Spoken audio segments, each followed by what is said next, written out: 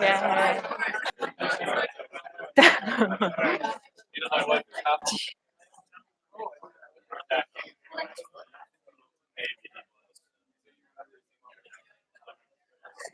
Oh,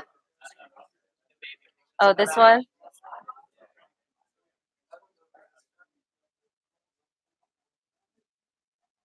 All right. Do you want this? It might not be on. I saved the battery. You just have to move. There you go. All right. So there's a tradition in our lab to collaborate with the family of the candidate for the introduction, and the family provides some of the photographs. I'd like to introduce Rachael Tampa. Before I do that, I'd like to acknowledge the chair, Michael Saunders, who's chairing this defense, as well as Heinz Erzberger and Zach Manchester and Juan Alonso. It was very clear from an early age that Rachael was going places. So she's going somewhere in a fantastic camera bag. That's more pictures here. Most of the one on the left. So Rachael is really thoughtful in both in terms of like thinking deep thoughts, thinking deeply about problems, but also thoughtful in the sense that she's really kind and looks out for all of us. Family is very important to her. Here this is an older picture with her brother and her sister. They're watching remotely. Just had a baby. Actually, my mom and my sister are watching remotely as well. Rachael is passionate about space exploration as well as aviation. She worked at JPL before coming here, and you'll see through her the work that she did as part of her thesis, how she has combined her interests in space together with aviation. Actually, before she came to Stanford, she got her pilot's license. She also worked at Lincoln Laboratory on the ACASX program, and also as part of her time here, she worked on ACASX, but she won't be talking about that. So I've learned a lot of things from Rachael. I really enjoy brainstorming with her. She's not teaching me anything here. This is a stage for the human-centered AI Institute. But you can see the intensity that she brings to her explanation. I think with the graduation of, well, hopefully graduation of Rachael, this will mark the end of the first era of physical. And one of the things that she did here was got us all to run 200 miles together as part of the relay. The picture from that time, and this is just a really great group of people and a number of viewers. My family really adores Rachael. She led the student trip to Scotland twice. Those are my kids there. They wanted to skip school so that they could come to the defense.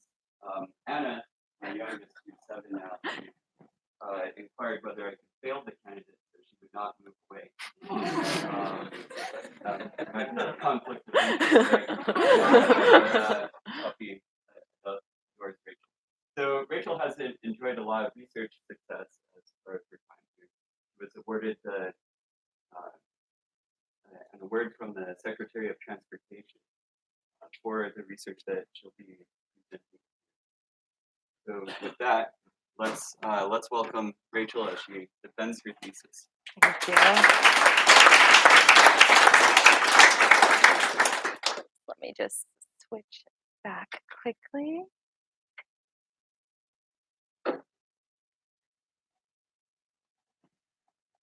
Great. So thank you very much for the introduction. I'm really excited today to be here and to defend my thesis. So today we're going to talk about optimal aircraft rerouting during commercial space launches. And while many of you might not know that this is a concern, it's actually been growing and has a lot of attention in the media. For instance, at the end of last year, the Washington Post had this article, Companies in the Cosmos, Gridlock in the Sky. And what it talks about is how more and more space launches are occurring, and that means that more aircraft need to be rerouted on a more frequent basis. Earlier this year, The Verge posted this article about commercial spaceflight growing and how it's starting to impact aviation. And in this article, they specifically talk about how many different entities have gone ahead and gone to the Senate to push that the FAA changes the current procedures during space launches because they find them inefficient and antiquated. Also, the Airline Pilots Association published last year this white paper. In this white paper, they talk about some of the challenges that the aviation industry is having with more space launches. And they actually go through and break down some of the costs that are associated with each space launch. So we're going to go through that now. For instance, actually, let me move the mouse. Perfect. For instance, a SpaceX Falcon Heavy launch in February of 2018 caused 563 flights to be rerouted. Each rerouted flight had on average an 8-minute delay and a 62 nautical mile flight deviation. In total, this is about $550 per flight that was rerouted, costing airlines over $300,000. For some reference, $300,000 is about 3% of United's daily profit. So that's just one airline, and there's multiple in the airspace. And that might not seem like a big deal if you're looking at a launch once every few weeks or once a month. But if you start to have a launch multiple times a week or even multiple times a day, this starts to add up. And so that's looking to be more of a reality. So as we have space, people's interest in space is growing, and we have companies working on suborbital reusable vehicles that could launch multiple times a day. This could become a growing concern.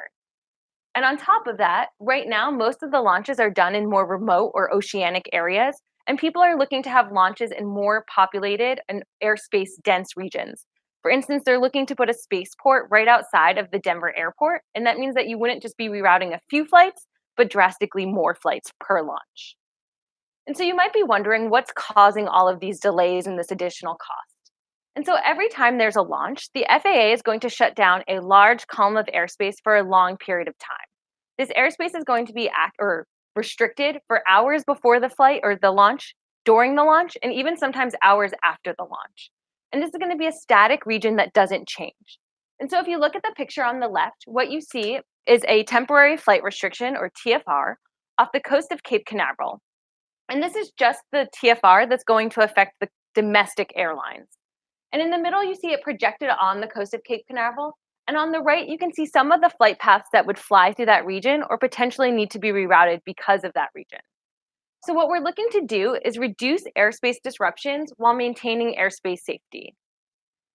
And so today's talk, I'm going to talk to you about how I've done that. So how I've formulated the problem as a Markov decision process, how I've formulated it for 2 different action spaces, the different MDP solution techniques that I solve it with, the actual solutions that I find, and the results they provide in simulation. And so the first thing we're going to talk about is the MDP framework that I use, and to begin with, why I choose an MDP. And so the first thing to remember is what the actual problem is. So we want to address an increase of airspace disruptions while minimizing airline cost. And the general solution is to move from those static prohibited regions to something that's more dynamic. In the past, both at Stanford and at the FAA, research has looked into probabilistic risk analysis approaches. And what they do is find the probability of pieces of debris being in certain sections of the airspace and actually defining restricted regions around them through either compact envelopes or space transition corridors. But instead, what I'm looking to do is to help develop the framework for something that could be used for a decision support tool. So something that the FAA is familiar with is using decision support tools during anomalous events, such as severe weather or large sporting events, to help guide them on how to reroute aircraft in real time. And so what I want to do is provide a solution that can give air traffic controllers the rerouting commands that they need to provide to the airplanes. And so that means that my MDP or my framework has to follow a few criteria. So to begin with, it needs to provide actions as its solutions because that's what we want to provide to the air traffic controllers. It needs to be able to model a sequential problem that has a lot of stochasticity. We're dealing with a problem that has a lot of inherent uncertainty. Will an anomaly or an explosion occur? Where will potential pieces of debris fall? And so we need something that's going to handle that. It needs to have a fast solution in real time if we want air traffic controllers to actually use this. So we have two options. Either it can be solved completely offline and queried fast in real time, or it can be solved online but very quickly. It needs to be proved for safety critical systems, and it needs to be able to undergo the FAA approval process and adoption process. So the selected model is a Markov decision process. A Markov decision process, or MDP, is well known for being able to model sequential problems with a lot of uncertainty, and it's able to be solved offline and queried quickly in real time. And due to the creation of ACAS-X, which is a manned collision avoidance system that is getting put on all commercial airlines today, we know that the FAA has dealt with systems like this that use MDPs as their baseline framework for moving forward. So a little bit more about an MDP. What is it? So it's actually using four different parameters to model your problem. So a state space, action space, reward function, and transition function. For instance, if we look at the model on the right, the green circles 1, 2, and 3 represent your states. And from each state, you can take one of two of the squared actions, A or B. For instance, if we're in state 2 and we take action A, 60% of the time we'll transition into state 1, and 40% of the time we'll transition back into state 2. So those black numbers represent your transition function. If you're in state 2 and you take action A and you transition to state 1, you get a +1 reward. And so those little orange arrows are your rewards. And this can be expanded for the rerouting aircraft problem. For instance, if we were to say that 2 is currently a state where you're on a collision course towards a piece of debris, if you take action A, 60% of the time you land in state 1, which is now free of debris, so you get a +1 reward. But if the pilot didn't respond, maybe you stay on a collision course towards a piece of debris in state 2. In order to build my MDP framework, I have to set up a scenario that I'm going to model. So the scenario I'm going to explain here is what my solutions and results are based off of, but the underlying framework can be used with any of these components. Can all be plug and play with different components based off of the launch you're looking at. So I investigate aircraft at 35,000 feet, and I model a 2-stage to launch orbit or rocket out of Cape Canaveral. I model the debris using the Columbia Disaster Debris Catalog, and I use Stanford's Range Safety Assessment tool to propagate where potential pieces of debris and what their trajectories will be. And everything is solved in an east-north-up coordinate frame out of Cape Canaveral, or located, centralized at Cape Canaveral. Overall, my MDP framework state space is going to model where an aircraft is and where potential pieces of debris are if there has been an anomaly. So if we look at the bottom right image, what you see is the actual debris from the Columbia disaster. And what they did was take all of the debris and bin it into 11 different categories. The categories are going to be based on ballistic coefficient, weight, size, coefficient of lift and drag, and they're going to represent the different types of debris that could be falling through the airspace. If you look at the top right, you're going to see for one time of anomaly where one piece from each of those bins would fall. And the bottom left is going to be for multiple times of anomaly where one piece from one bin would potentially fall. The action space we're going to look at is twofold. So the first one we're going to look at is heading changes. So for instance, during weather events, aircraft are rerouted by giving heading current, or often rerouted by giving heading commands to turn right or left around severe weather systems. We're also going to look at metering actions or speed changes. So when you're looking at oceanic flights, you're no longer getting those quick and real-time heading changes, but instead they're told times to be at specific metering points. So in this image, you see a bunch of little blue diamonds, and those blue diamonds are waypoints that aircraft have to hit at a specific time. And so by changing the speed, you can change when they hit those waypoints. Our reward function is going to look at both a safety and an efficiency reward, but you also don't want to reroute aircraft unnecessarily. And our transition function is going to model the pilot response rate, the aircraft's capabilities and dynamics, the launch vehicle status, and potential pieces of debris information.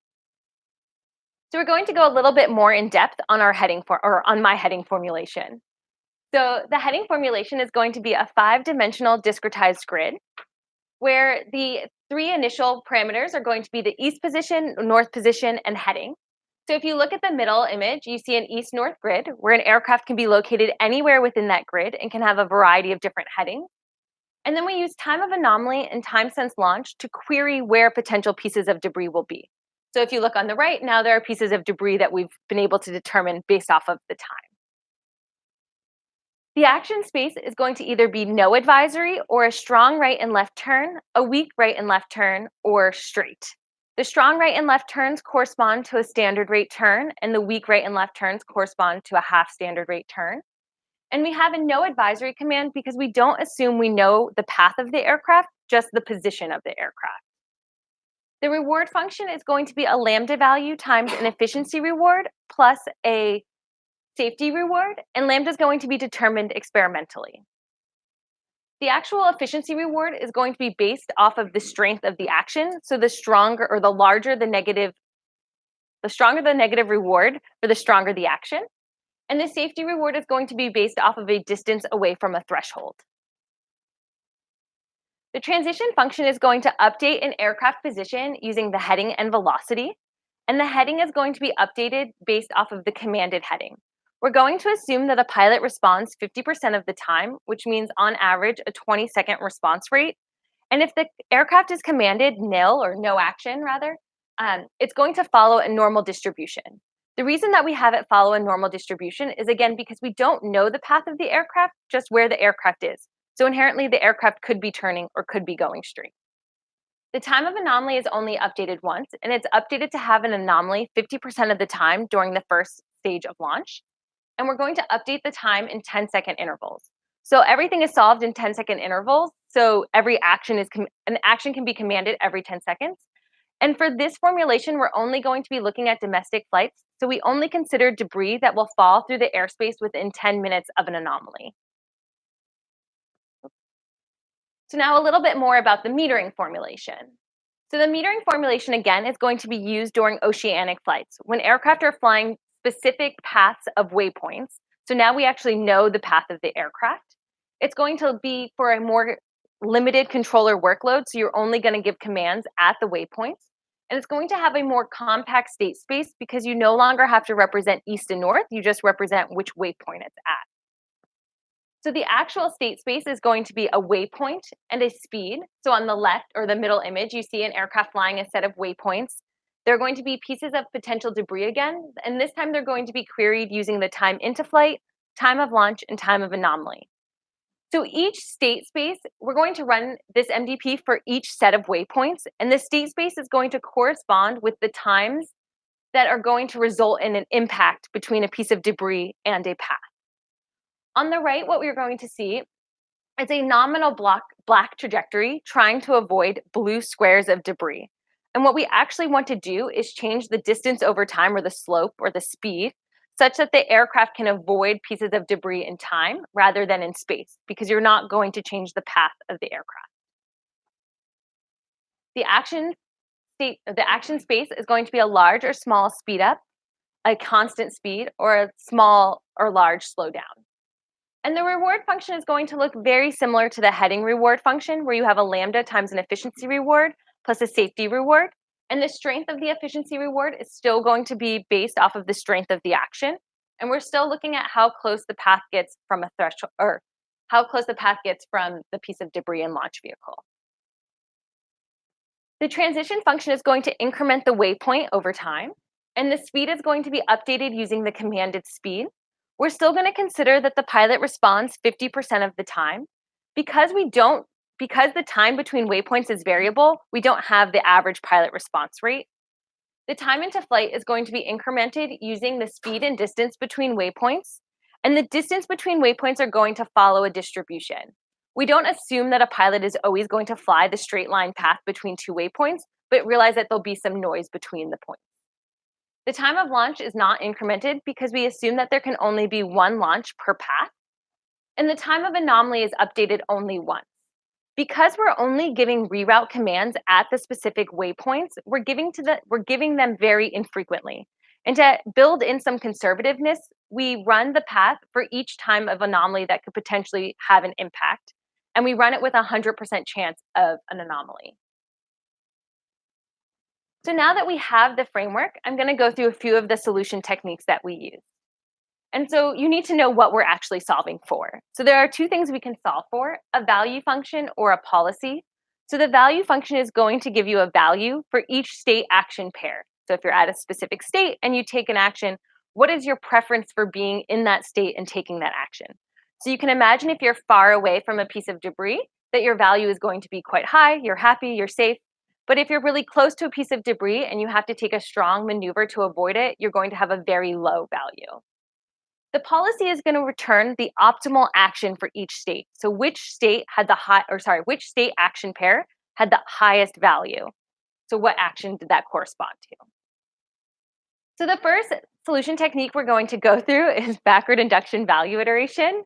And so I'm going to walk you through a toy problem for a heading formulation, and then I'll go through and show you the algorithm. And so what you see here is a pink star, which is going to represent a piece of debris falling through your east-north grid. And the red square around it is going to represent your negative value for being in that state. So it's bad, so it's red. If we look one time step earlier, we're going to try to avoid that piece of debris. So we're just going to first look at the state directly to its left. And you have three options. We can turn left, go straight, or go right. If you go straight, you know that you're going to hit the piece of debris, so you have another red value. It's very bad. And if you turn left or turn right, there's a probability that you'll actually turn left or turn right, but there's also a probability that the pilot won't respond and you'll still land up in that unsafe region. So you become orange instead of red. And so what you're actually going to do is do this for all of the states. And what you find is the optimal actions for the states right around the piece of debris are going to be right or left. And that middle action, left and right, have the same value, so you can arbitrarily select one. And all of the other actions are going to be nil, which represents no action. You can do this again for a time step further or earlier in time. And so now you start seeing yellow actions because now you're getting safer. So they're a higher value. And this is one of the, actually, I'll wait on that for a second. So on the actual algorithm, the first place I want you to look is line 8. So line 8 is the actual queue update. So you're going to get that value function for each state action pair. And what that's going to be is the reward for that state action pair plus the sum of all of the transition probabilities of future states times their optimal value. And in normal value iteration, what you would do is cycle over all of the state action pairs a whole bunch of times until you converge on a value. But with backward induction value iteration, you use a unique ordering of the states so that we only have to cycle over them once. So in the example I just showed, we start at when the debris falls through the airspace and we moved backward in time. And by doing that, we learn all of the information about the debris, so we don't have to keep cycling over it. And backward induction is really great, but it does have a few limitations. So in general, MDPs grow exponentially with their state space. And we need a solution that's computationally tractable. And so in general, this means that you have to have a coarsely discretized state space. For instance, the heading formulation that had 43 bins for your east and north location has nearly 50 million states. So what we wanted to do instead was create a solution technique that improves safety and efficiency by supporting a finer discretization and increasing computational tractability. So to do this, we decompose the problem by individual threat. So we're actually going to look at an MDP for each piece of debris. And then we're going to solve the MDP for each piece of debris using adaptive spatial discretization for backward induction, which is an algorithm that I came up with. And so after we do that, what we're going to do is re-put together all of those solutions into a single multiple threat solution. And so just like with backward induction value iteration, I'm going to walk you through the algorithm before I show it to you. So on the far left, what you see is a yellow piece of debris falling through the airspace. And that pink circle is going to be that predefined safety threshold that we have around it. The next thing we want to do is find which states in that east-north grid could potentially transition into that safety threshold. So that blue circle is going to represent all of the states that could transition into that pink circle. We take all of those states, and that's going to be the boundary for our east-north grid that we're going to solve over that and the time step before it intersects with the debris. And so what we've done here is put an 11 by 11 grid over that, and that's our state space. So then we're actually going to solve that value function. So the green circle is going to be anywhere where the value function is non-zero. So we're working with penalties, so anywhere that it's less than 0, we know something is going on. Again, for the time step before this, we need to find what our new state space will be. So we set a blue circle, which is again the reachable states, to those that could reach the green circle, and that's going to define the boundary for our next state space. We put an 11 by 11 grid into that, so we're keeping the number of bins the same, but we can see that the state space is growing. Again, we can solve for the value function, find all of the non-zero values, throw the state space around that where the states are reachable to that blue section, the green section, and set that as our next state space. So this is a toy problem, but in just 3 time steps, we can see that the state space has already grown 4 times bigger than the initial one that we used.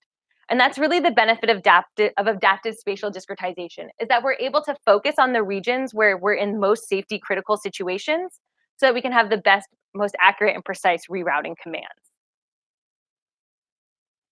So the algorithm is actually going to look a lot like backward induction value iteration, but now after the Q function update, which we have in line 9, which looks exactly like line 8 of before, we're going to have a state space update, because after each sweep over a specific time, we're going to update the state space. And also at the beginning, we're going to initialize the state space based off of the pieces of debris. So now that we have our model, we have our solution techniques, we're going to have to simulate them to evaluate how they perform. So we have 2 simulation frameworks. We have a domestic simulation framework and an oceanic simulation framework.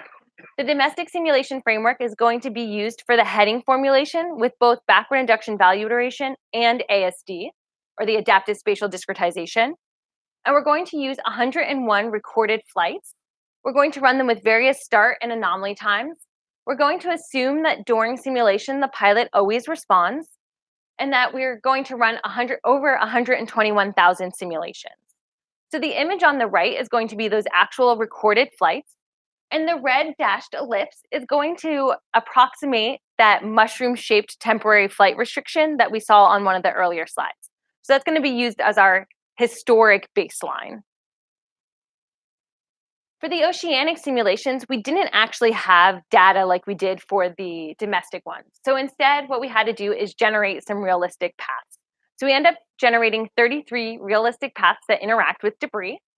And how we do this is we take all of the waypoints off of the North Atlantic route planning chart, and we randomly select a first waypoint. Then, to keep the path realistic, we randomly select a second waypoint from the neighbors of the first waypoint. We do that again for the third waypoint, but when we start adding more waypoints, what we're going to do is a smoothness check. We want to make sure that we don't have a path of an airplane flying a zigzag, which would never happen in real life. Instead, you're going to have more fluid turns or straight line paths. So we do a smoothness check. If it passes, it gets added. If not, we check more of the neighbors. If none of the neighbors pass the smoothness test, we return the path. And otherwise, we return the path after 10 waypoints are added. In the bottom right, what you see is the actual generated paths, where the light blue diamonds are going to be the starting locations, and the logarithmic histogram in the back is where potential pieces of debris are falling through the airspace. The oceanic simulations are going to be run on the metering simulations, and they're going to be run on path variance. We don't just want to run those 33 baseline paths. So instead, we assume that a pilot is always going to fly over the waypoint, and we add noise between the waypoints by sampling from a k-dimensional normal distribution. The number of simulations per path are going to be proportional to the number of path state space, the size of the path state space. So as I said in the beginning, each path has its own state space that's going to be dependent on the times of anomaly and times of launch that cause interaction between the aircraft and pieces of debris. So the sizes of the state space are also going to change. So we run these with random combinations of starting speed, time of anomaly, and times into launch. And we run over 101,000 total simulations. So now what I think is the fun part is the results. What actually comes out of this? And so the first thing we're going to talk about is the heading formulation results. And we're going to go through some of the policy results. So if you look at the image on the left, what that is going to be a frozen frame of what we're going to see on the next slide, because it's going to move over time. But this is an example policy. So you have an east-north grid, and the aircraft can be located anywhere within that grid. The aircraft we have is going to be flying from the top right to the bottom left of that box. And you're going to take one of the policies that correspond to the colors in there. So if it's white, there's no action, it can do whatever it wants. If it's gray, it's going to be a maintain action. The dark colors are the stronger actions, and the lighter colored actions are the weaker actions. And so now, if you look at it over time, you can imagine that there are potential pieces of debris falling through this portion of the airspace, and the aircraft is going to be rerouted by turning right and left around them. You'll also see that there are some gray regions that kind of expand backwards. This makes sense because a maintain action is very cheap, and it makes sure that the aircraft never flies towards the piece of debris. Again, in this formulation, we don't know where the aircraft is flying or what its future heading will be, just where it's currently located and its current heading. So in this diagram, what you see is on the top left, we have an example nominal path of an aircraft flying. In the middle one, we have the historic path that's going to fly around that red ellipse. And on the right one, you can see the proposed MDP path. And so it's much smaller than the historic one. On the bottom left, you see the actual value function values, where the darker the color, the more negative or worse it is. The middle is going to show the actual policy, and the policy is actually changing with the heading of the aircraft that it's flying. And on the right, you see where potential pieces of debris are falling through the airspace. So this way you can kind of see like a holistic view of what the MDP is considering and how its solution is reacting to the changing environment.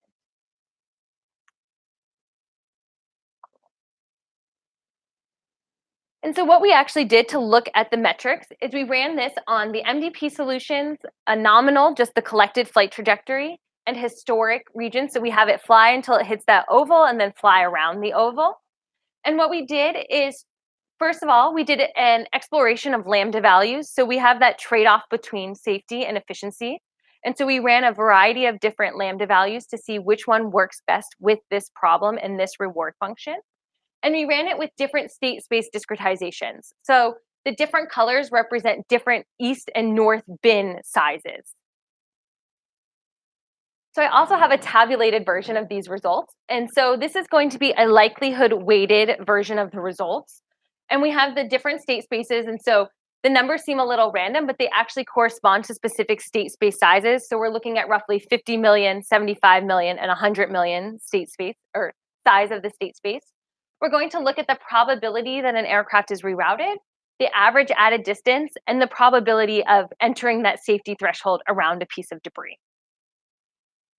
And what our results are going to show are that in general, the finer the discretization, the safer the policy.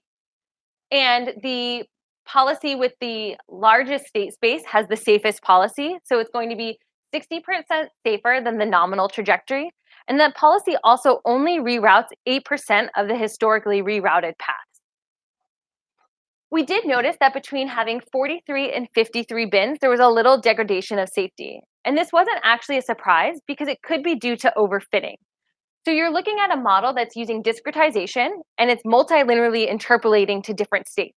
So sometimes when you're interpolating, you can actually be overly conservative at some of those states, and sometimes that can benefit your result. So we're also going to look at the metering formulation results. So on the left, you see an aircraft flying between different waypoints. And on the right, you're going to see a zoomed in version of the left. And you're going to see a black aircraft that's going to represent the nominal trajectory, and the teal aircraft that's going to be the MDP rerouted trajectory. So it's been commanded to slow down. And it's been commanded to slow down because on this path, there's going to be pieces of debris. And the black aircraft is going to hit them. And the teal aircraft is able to reroute around them. So it was very quick, and I actually kind of lagged. But I have a frozen version for you. So here you can see multiple pieces of debris actually falling through the airspace. So each blue circle, not oval, represents a piece of debris and its safety threshold around it. So the aircraft is not to scale, the circle is. And here you can see that the teal aircraft was able to safely reroute around it by going slower. Similar to the to the heading formulation solution, we also compared this solution to a few other things. So we have the proposed MDP solution, the nominal path, which is just going to be flying a constant speed path. And because we have no historic data of rerouting this way, we use a heuristic. So for this heuristic, what we're going to have is an aircraft flying between waypoints. And if an anomaly occurs, it's going to check at its current waypoint if there's going to be potential pieces of debris before the next waypoint. If there is, it's going to try different speed commands. If the different speed commands create a safe path, it's going to take them. And if not, it's going to be marked as an unsafe flight. We also looked at a lambda sweep for this so that we can make sure that our reward function was adequate for our problem. And again, we're going to have the tabulated results where we're going to look at the probability of an aircraft being rerouted and the probability that it's going to enter the safety threshold. And what we see with these results is 12.3% of the metered aircraft are safer, 12% are safer than the heuristic, and 58% are safer than the nominal trajectory. We did notice that the efficiency suffered a little bit, and there's a few reasons for this. So number one, which is a minor one, is that the heuristic only counts efficiency when it creates safety. So if its path ends up being unsafe, it doesn't mark it as being rerouted. Another one is that because of the sparse commands, the commands could potentially be over an hour apart. We've built in that there will always be an anomaly, so we're doing a lot more conservative rerouting than we potentially need to. Some of the safety results aren't exactly where we want them to be, and some of the reason for that is when an aircraft is actually interacting with a piece of debris. So the histogram on the top right is going to show you between which waypoints the aircraft's path is interacting with the debris. This is showing before the third waypoint, most aircraft are interacting with the debris. And sometimes the aircraft capabilities can't actually be rerouted around those pieces of debris. So one of the things looking forward that we want to look at is having ground holding. So you can actually hold an aircraft on the ground before it takes off so that you can actually increase the aircraft's capabilities that we don't currently have. So next we're going to look at the single threat adaptive spatial discretization. So here we're looking at one piece of debris falling through the airspace, and you're going to notice for the next few slides, it's going to look very similar to the backward induction value iteration solution. So this is one piece of debris. On the right, you have the policy. On the left, you have the utility values.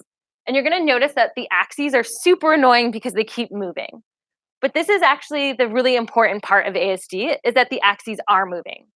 So on this slide, we're going to re-look at the same two plots on the top. And on the bottom, we're going to show what the axes would have to be if you were to use just backward induction value iteration. So if you took the maximum extents of the state space, what you would have to solve over. So what you see is far away from the piece of debris, ASD doesn't do that much better. But as you get closer to where the piece of debris will fall through the airspace, so when you're in a more safety critical position, you start to get a lot more focused state space, which is exactly what we want. And so we also have the results for multiple pieces of debris falling through the airspace. And what you're going to notice is if you remember the backward induction value iteration solutions, here you're going to have much more focused regions on either single pieces or clumps of pieces of debris that are falling through the airspace. And so this is just recombining all of those individual threats into a single policy.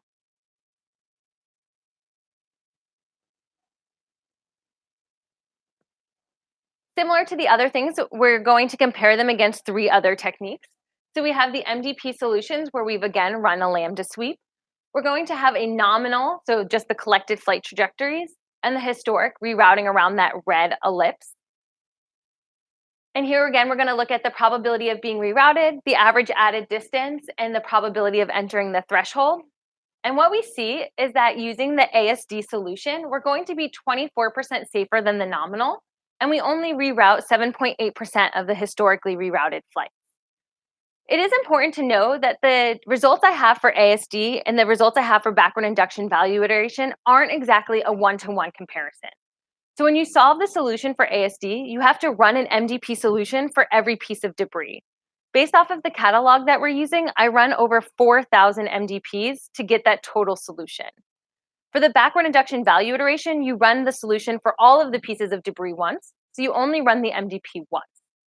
So for ASD, I use one debris profile for training, a different one for tuning, and a different one for testing. For backward induction value iteration, I train on 20, tune on 5, I train on 25, tune on 5, and test on 20. So the results aren't exactly one-to-one in simulation because they use different debris profiles. But if you were to compare them, the policy for ASD that has 11 bins for its east-north grid is 14% less safe than the backward induction policy that uses 61 bins for its east-north grid. So it's only a little bit less safe, and it's using a much coarser discretized state space. If you were to compare it to the backward induction value iteration results that use the same size state space, so 11 bins for east and north, it's 34% safer. And what this is showing you is that there's a lot of promise and improvement in safety that can be gained using adaptive spatial discretization.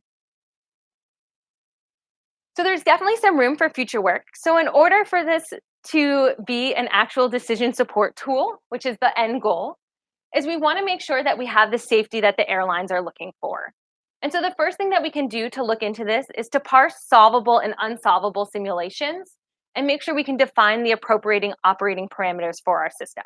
So for instance, as I mentioned with the metering aircraft, some of the aircraft capabilities can't be used with the current metering formulation. So making sure that I find the simulations that would encourage the correct metering formulation is super important. We talk about a finer resolution in the east-north grid, but we don't talk about a finer resolution in time. So all of the heading reroutes are given in 10-second intervals, and the metering reroutes are currently given anywhere from a few minutes to over an hour apart. So how can we increase the number of aircraft reroutes we're giving to the air traffic controllers? It'd be interesting to combine the heading and metering formulations. So maybe you're metered in the oceanic area, and as soon as you hit a domestic area, you turn to heading formulations. Currently, we don't include any state uncertainty. So we assume we always know where the aircraft is and that our debris model is correct. In the future, it'd be interesting to move towards a partially observable Markov decision process, or POMDP, that includes state uncertainty. Also, to have a decision support tool, you'd need to be able to expand to all scenarios in different aircraft. So I mentioned earlier, a lot of this model is completely plug and play. So you could take out the debris profile and throw in a new one and not have to change very much at all. And so you'd want to be able to do that for all of the scenarios before you use it in real time. Finally, I think it'd be really interesting to combine offline and online techniques that you can solve the bulk of the work offline and then in real time just improve your simulation with better results. So today I was able to talk to you about my different thesis contributions, and the main ones being my MDP framework for both the heading and metering action spaces, my MDP solution techniques, including the creation of adaptive spatial discretization, and my simulation frameworks for both the domestic and oceanic flights. What this showed you was that my best case backward induction value iteration heading policy is 60% safer than the nominal trajectories while only rerouting 8% of the the historically rerouted flights. My metering formulation is 12% safer than the heuristic and 58% safer than the nominal trajectories. And my ASD formulation is 24% safer than the nominal while rerouting only 7.8% of the flight. While I've been at Stanford, I've also had the opportunity to work on a few other projects. And while I didn't talk about them today, it's exciting for me to mention them. And so I got to work on collision avoidance for unmanned aircraft, specifically coordinating horizontal maneuvers. And I've also worked on neural networks for visual depth mapping. And before I finish, there's a few people that I'd like to thank. So I'd like to acknowledge my committee. So Michael Saunders, thank you very much for coming today and chairing my committee. Professor Juan Alonso, Professor Zach Manchester, and Professor Heinz Erzberger. I've really appreciated all of my interactions with you. From early on, I worked with a lot of Juan students, and I've really learned a lot from each one of you and really benefited from that, so thank you. This slide is missing one committee member. So Michael, so much of coming to Stanford and all of the things I've done here are in large attribute to you. You've been a great mentor and have really pushed me to do great things and things outside of my comfort zone. And I never thought when I came to grad school I would travel with my advisor to 3 different countries or feel like part of his family. And so I really appreciate that. And and I look forward to everything to come. There's also Sizzle. So this includes Sizzle Ladies, Sizzle Aftermath, all of the varieties of Sizzle. So Sizzle has changed a lot since I've first been here. So from the first photo where it's really small to the last photo that I'm not actually even in, there's just been a lot of changes, and everyone has made coming to lab every day such a pleasurable experience, and everyone is always willing to help each other and teach each other, and I really appreciate that. One of the best things that have come out of Sizzle is my boyfriend, and I'm really appreciative to everything he's done for me and the support system that he is for me. Whether cheering me on in the ocean or listening to my defense or staying up late while I work on research so that I have a buddy and partner in crime. So I really appreciate that. Thank you. I also have some awesome friends. So Anna surprised me today. Anna lied to me and told me she wasn't going to be here today, and she flew back in time for my defense. And I'm really grateful that I met you on the first day of orientation and that you like running and I like running because I've had a friend ever since. And it's made this experience so much better. Jessica, thank you for flying here and coming for my defense. And Tina and Teresa, I know Teresa's online, and Tina was my Uganda roommate, and grad school has become so much better after I met you guys. I also have my F45 girl gang that helps make waking up and working out so much better. And Christina's not here, but her husband is, and I appreciate both of you. And I'm so happy that you moved to California from cold, cold Boston. um, and I also have my family. So I'm really lucky that my mom and dad were able to fly out here today and have supported me from being a small child to where I am today. Always there to motivate me and to help me move forward in my path. I also have an awesome support system of my two siblings. I'm pretty sure I call Sharon crying way more than anyone should call anyone crying, and she answers and she talks to me, and I really appreciate that. And I'm super excited that she has a new little son, Daniel, who is watching this on his boppy at the moment, and I'm so excited to see him in December. I also have my brother who's always just a little bit goofier, and I call him all the time, and he always has interesting, fun financial facts for me that I only somewhat understand. But I appreciate everything he does for me and both of our dogs. So one dog's no longer here, but Hudson is awesome and we love him. Um, and last but not least, I need to thank Stanford overall. I've had so many amazing opportunities by coming to Stanford, and I must thank my funding sources, MIT Lincoln Labs, the FAA Center of Excellence for Commercial Space Transport, and my NSF Fellowship. And I thank all of you for coming today and supporting me throughout my journey. Oh, and with that, I can take any questions.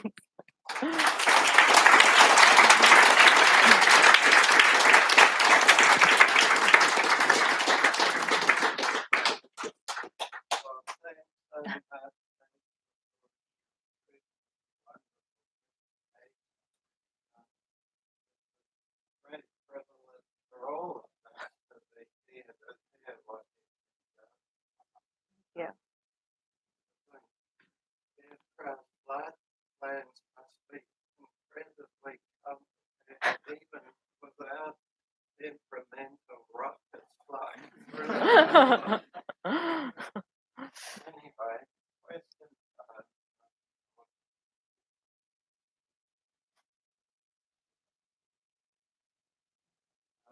There we go. General broad question. When I first talked to Michael, he was talking about the CASX, that phrase, fit all of this in the MVP upon the and this interesting behavior that you have thought of before or that's surprising to you. And I just wondering if it was I'm not saying that that always applies, Michael, but I was wondering just broadly in all of the really cool work that you've done and this really great stuff.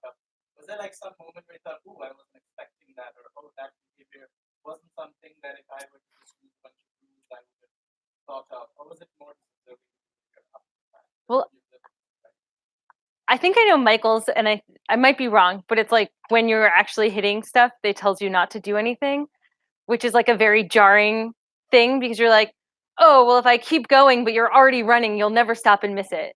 And that I think is like something humans don't like optimize as well over as algorithms do. Um, I also just think it was interesting for me. Like, I really like the ASD thing, and I think it was really interesting to me to see how much you could actually change the state space. I didn't necessarily realize how much you can learn from the value function and how much you can adapt that to change what you're looking at. A question about the model. Mm-hmm. So in simulations you were showing like there were actual pieces of the running down the ground. If an anomaly actually occur, to what extent would individual pieces Yeah. So I think there's a few things. So one thing is in most of those results, except for the one that was a single piece of debris, most of the time it's actually kind of that debris will clump together and that it will fall together. And it's not because they literally clump together, it's that they have similar properties and so they kind of fall together. And so most of that rerouting is actually going to be around multiple pieces of debris that just happen to be in the same region. But the second half of your problem or your question, hold on, I think I might have forgot. Would it be reasonable to assume where those clumps are, or would you Oh. just have to kind of assume there's a big Oh yeah, so tracking. So they don't specifically track pieces of debris at the moment when an anomaly occurs. And so the best thing that they do at the moment is that they model out different failure modes and where those different failure modes would put pieces of debris. And they can be more of like a probabilistic thing. It could be more of individual pieces. And it's really dependent on your debris model. And so that was one of the things with the scenario is that you can put in a different debris model and rerun the MDP and have your new solution. So the FAA doesn't give me more detailed debris models to run it on. And so all of my simulations are based off of what I have. But companies are required to build up debris models that should be pretty robust to their failure modes in their launch vehicle. Following up on that, in the debris model for your case, it's essentially you sample the debris model in time. So for each simulation debris model, you give it an estimate outcome of where the debris ends up being, but then you have to get by training on many different visualizations of that model. Yeah, so that's partially true. One of the that's mostly true. I do also add some time variability in there that I didn't talk about today. So if a piece of debris falls through at a specific time, I actually apply a buffer to that, and I apply a buffer to the time of anomaly that produces that piece of debris. But I didn't go into those details. Yeah. Max. Thanks, Max. Towards the end of the presentation, we talked about some of the kind of technical challenges. I'm curious to know like what your thoughts are on getting system that may be less technical, like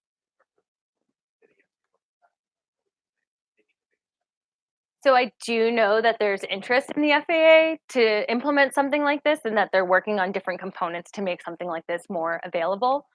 I think the biggest thing is that you need to make sure that whatever you're running can be run in real time. So like I know right now they're trying to look at more real-time trajectories of debris. So like reformatting RSAT to run faster because you can predict where debris or where anomalies will happen and you can predict the different launch vehicle parameters that started that or the weather that will cause that. But if you could actually do it in real time with the real weather and the real parameters, that would be better and safer.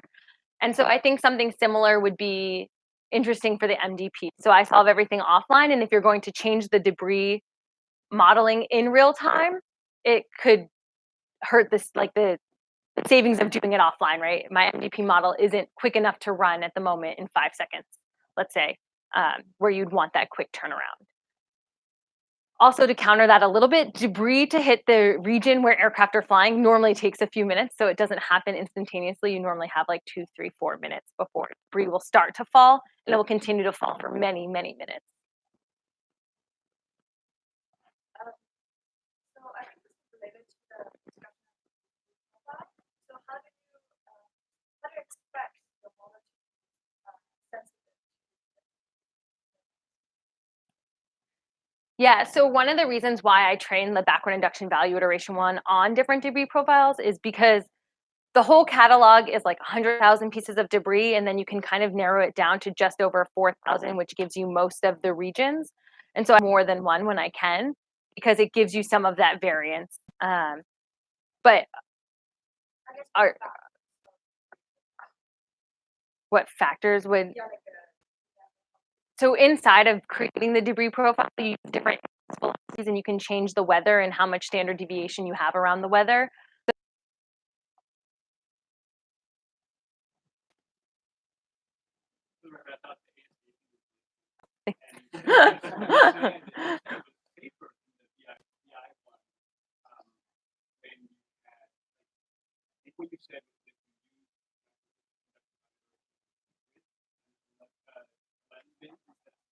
Mhm.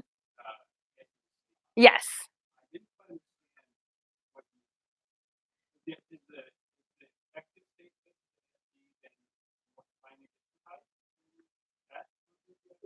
Yeah, because you're changing it over time. So in the end, the policy that you save for ASD is actually like a little bit bigger than the backward induction policy that you save because you're combining the individual ones. But the MDP state space itself for ASD is always going to be an 11 by 11 grid, but what the grid is covering will change over time.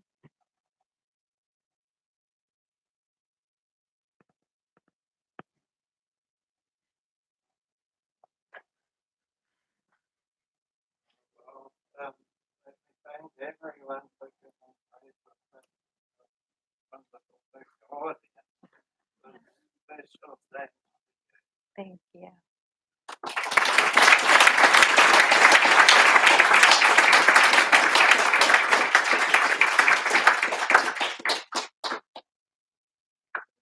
Thank you. So now we break. Thank you. How do I end it?